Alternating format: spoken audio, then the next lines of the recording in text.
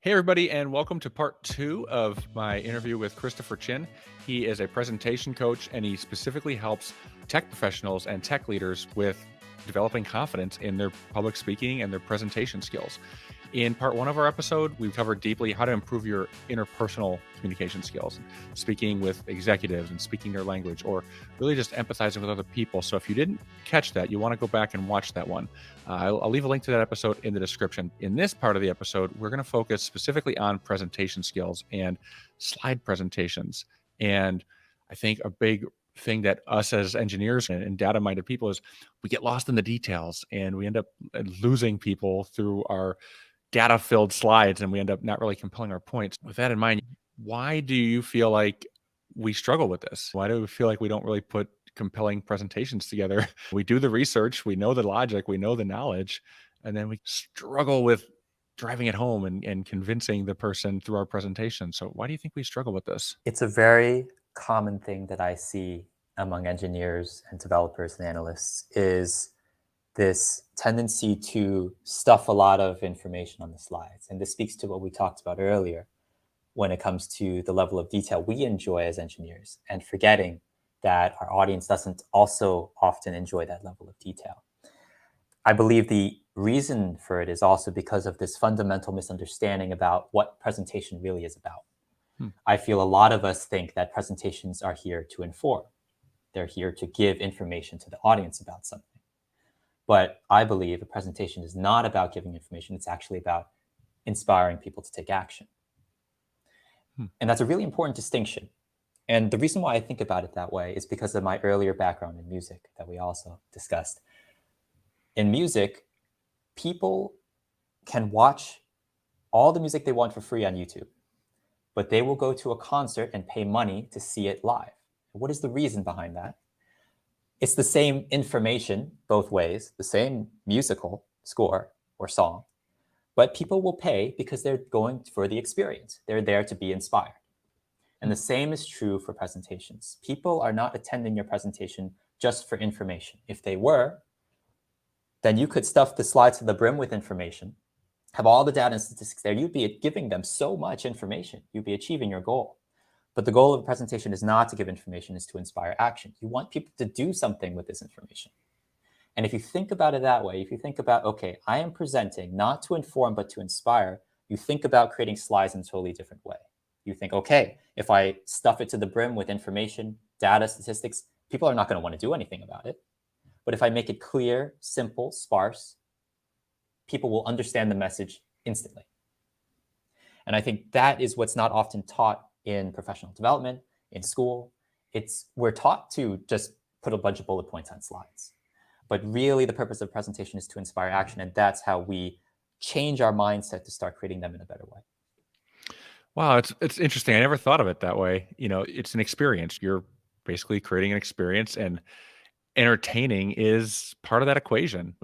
I guess as engineers, we probably don't like that. It probably feels Right. dirty or icky, but you're right. You have to entertain to capture people's attention. And I guess as you're saying that, I'm just thinking, yeah, we live in a clickbait culture. Attention span is decreasing by the minute. And you have to fight to keep people's attention. You have to fight to work towards making them want to actively listen to you. And I think that's what you're getting at here. If that's something that wasn't taught to you, where do you begin? How do you learn how to develop this skill? It would come down to two things. One would be trying to get feedback on your presentations. What often happens is we give the presentation and we're done. But if you ask people afterwards, how did it go? What could I have done better? In the same way that we approach our technical work, let's say, where we are striving to obtain a certain goal, a certain metric, and we evaluate ourselves according to that benchmark. In the same way, we should evaluate our soft skills. I have a goal. I want to give a great presentation. Did I achieve it? Let's ask people to get some data on it. So that's one way. Another way would be to critically assess yourself. And this goes back to what we had in our earlier discussion about recording yourself speaking. You can also evaluate your presentation by asking for feedback from peers, by comparing it to other examples within your organization or others, exemplary models of good presentation, and see how could I do better? I am doing this in my presentations. Maybe I could make this slight adjustment here or there to make it even more effective the next time. I would imagine taking the audience's perspective into consideration too. There's specific people, but then there's kind of just general things. What are just general things to keep in mind? Some general rules of thumbs to keep in mind when giving presentations? One governing rule would be one message per slide. Instead of trying to put as much as we can in one space, which saves us time as presenter designers because we just list all these bullet points, we're done. We can just read it off the slide when we present. But instead, having just one core message per slide. Then you just go through each slide one at a time. People get it, and it's easy. So that's one principle. Instead of overwhelming, chunking it out into discrete pieces that are easy to digest. I like that. So you're basically making a point, moving on to the next slide, making a point, and make that point as concisely as possible. Instead of just loading it with data, it's just what's the minimum amount of information I need to convey this point, and then move on, right? So could you show us a few examples of this? Yeah, absolutely. So here, as an example, we have a slide filled to the brim with information, data, and statistics, web transactions by success and failure. And you think to yourself, how would you present this to anyone? You would probably just read each bullet point one at a time. And if you think about it, that's an incredibly tedious experience for the audience to undergo because they're just listening to you read it slowly when they have probably read it 3 times in their own head, because we read much faster than we speak. So it's really thinking again about the audience's experience of the information we're giving them. How can we make this more compelling for them to listen to?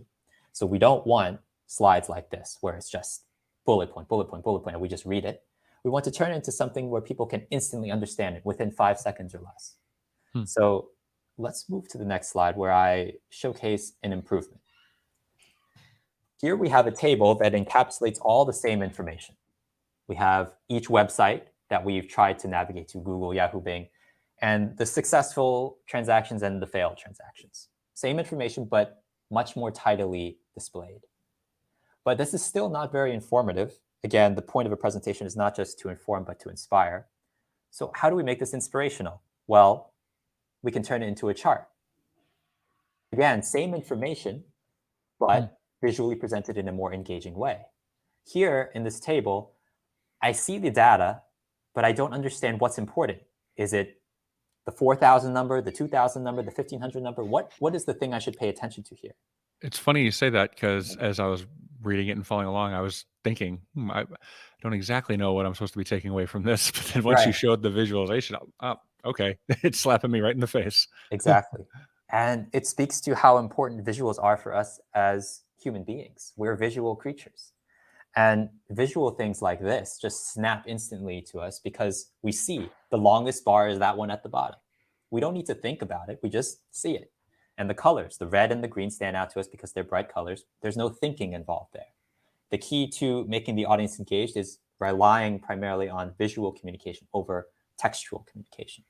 And in this graph, it goes back to what I mentioned before about accessibility.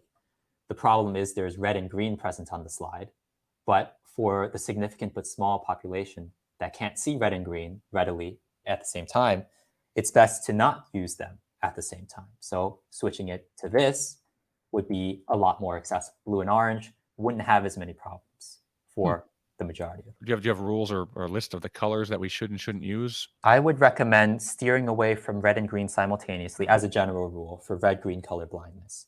That's the number one issue. And red and green in general can present a lot of problems because there are portions of the population that don't have those receptors in their eyes that can see those particular colors well and distinguish them.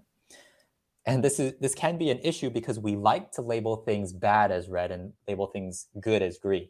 But it's important to just be careful about doing that, at least when you're using them at the same time.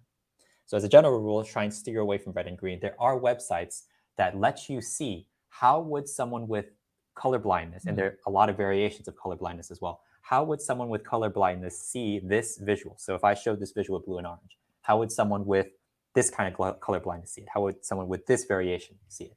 And by doing that, we can make sure it's easy to understand for any portion of the audience. That's really good to know because I do give a decent amount of presentations and I never even thought about colorblindness at all. It never even occurred to me.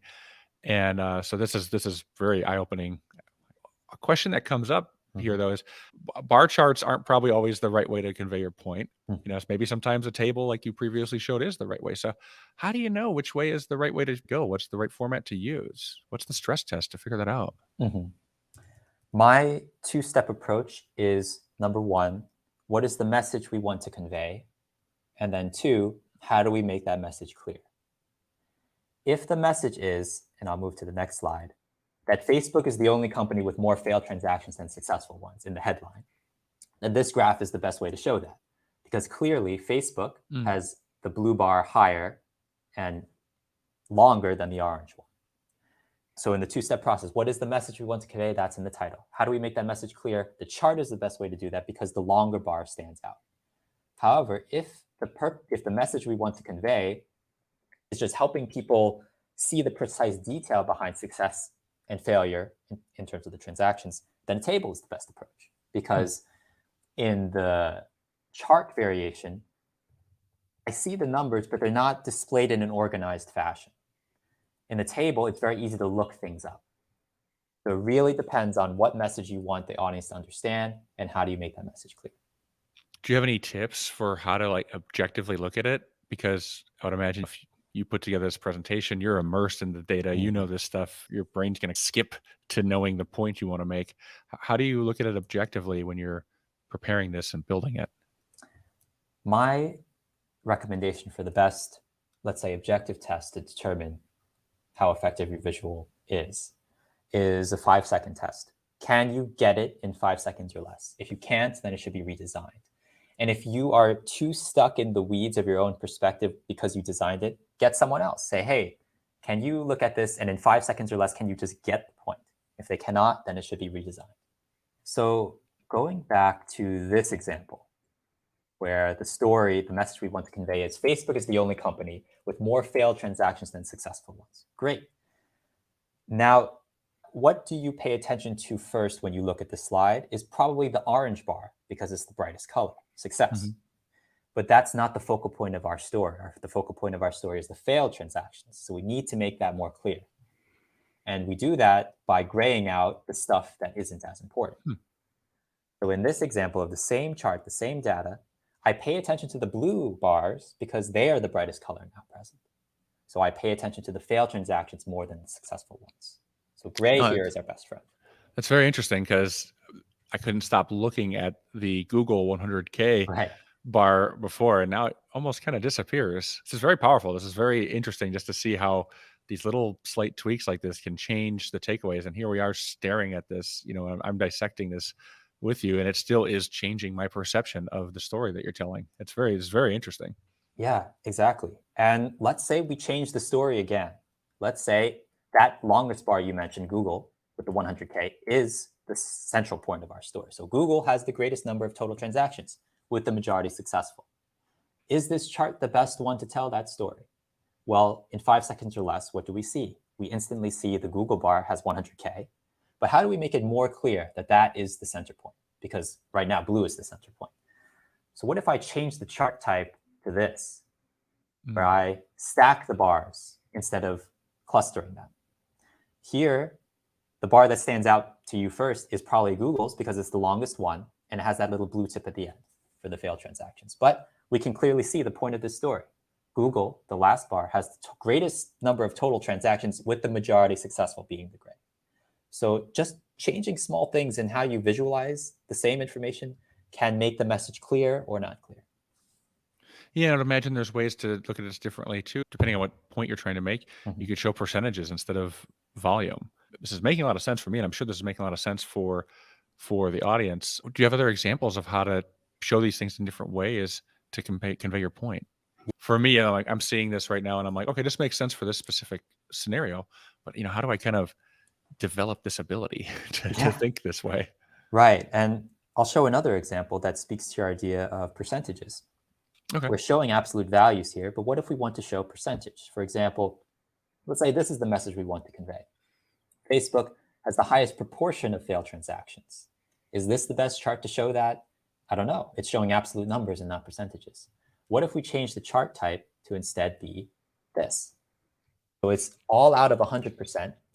And then I just divide it in terms of the different categories corresponding to each of the categories. So Netflix, Facebook, Bing, Yahoo, Google. And now we can see that Facebook's bar, which is the second one from the top, has the highest proportion of failed transactions, blue being failure. It's the one that has the greatest swath of the total bar. So in this way, you can see all these small little details you change, and attention to detail being so important, that's how you make sure your message is clear. And going back to your earlier question about how do we implement this in a reproducible way? How do we know that we're doing the right thing? And one way that I would recommend to approach it is, again, that 5-second test, which is look at it in 5 seconds or less each slide. Do you get the point? Showing it to your colleagues who are unfamiliar with the material and not mired as deep in it as you. Do you get it in 5 seconds or less? Now, the question that I often get when it comes to slide design and presentations is, how do we make sure that if we simplify the slides in the way that I'm teaching, if I want to send the deck out to everybody afterwards, how will they get enough information if it doesn't contain it? How do we bridge both those worlds? And my recommendation to that is a slide deck cannot serve as a report, as a source of documentation, and a visual aid for a presentation at the same time. You need two different things. Otherwise, if you try and cram them together, it won't be effective for both of those goals. My recommendation would be create a slide deck that's simple in the part that you present. And then in the appendix, put all the information that you would want people to reference afterwards. That makes sense, because I know when I'm in a meeting and if someone gives me something that's redundant in a sense, I end up paying more attention to the redundant thing than the actual presentation. And I almost give myself permission. It's subconscious, but I realize, oh, I don't need to pay as much attention because it's all written out for me here, but I'm missing the nuances of what they're explaining to me in the moment. And it doesn't really sink in either. I kind of just give myself a pass to not let it sink in or whatnot. Yeah. We talked about this in our last episode when it comes to interpersonal communication, and you have tons of resources for people on your website to learn these skills on their own at their own pace. Do you have any free resources or any resources or programs that can help people with presentation skills? Yeah, absolutely. I have 3 ways that I usually help people as a coach and trainer. One being my online course, second being my one-on-one coaching, and third being my team workshops. And the online course in particular, I found has been a really great way for people to learn this kind of material in an iterative fashion. And the course is designed to take place over 8 weeks. And in that time, you work within a community of your peers. So you're all learning together. You're all complimenting each other, giving each other feedback on what worked and what didn't. And I found that is what really encourages people. They're seeing what other people are doing great. Oh, I can do that too. Or they're saying, oh, that person, they're making a lot of progress. How can I keep pushing myself? And the way the course is structured is it has on-demand lessons. So we all live busy professional lives, but you can watch the videos at your own pace and every week submit the assignments at a certain time. Then you get feedback on them and you repeat the cycle. So the goal is by the end of the 8 weeks that we have together, you have transformed from that feeling of being unconfident in your speaking and presentation skill to feeling like you have all the tools and techniques necessary to go out on any stage. I definitely see how this can really get quick results because obviously practice makes perfect, but you have this environment where everyone's clearly struggling in that area, looking to improve in that area. So there's a safe space, but then you're getting all that repetition in. And that's the hard part, I feel like, in real life. It's like, I don't feel comfortable taking this risk, at a live setting. I don't feel comfortable doing that. So that sounds really great. I've not found any other programs that are doing what you're doing. And I think it's really great what you're doing. Do you have any other resources you want to share with the audience for how they can take action on improving these skills? The other would be my YouTube channel, which has the handle The Hidden Speaker. And that's where I aim to give practical, actionable, short video tips on all the different elements of communication.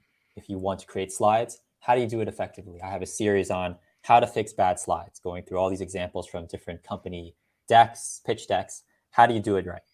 And I have examples for interpersonal and formal presentation. So how do you make sure that if you go into a conversation, you can convey your answer in a concise way? How do you make sure in a presentation you have a good start, you have an engaging beginning, or that you have a conclusion that motivates people to do something about your information? All those things are what I try to cover in my YouTube channel. For you guys watching right now, go check out Chris's channel. There's a lot of gold on there. I can't believe he gives this stuff away for free. I've been using it myself just to help me with my own presentation skills. So you definitely want to check this out. I will include a link to the channel in this episode description.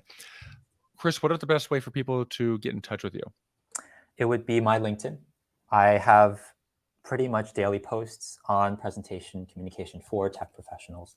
And also my website, thehiddenspeaker.com, or you could email me at info@thehiddenspeaker.com. And I love meeting new people, seeing how I can best be of help. So yeah, feel free to reach out. Well, Chris, I want to thank you for joining us and giving our audience all these valuable tips. And I really enjoyed working with you. And I really see a lot of opportunities for us to collaborate again in the future because you have a lot of valuable insights on how to improve your communication skills. And that's something we can all work on. Thank you so much, Doug, for the opportunity. It was a pleasure. All right, everyone. Thanks for watching.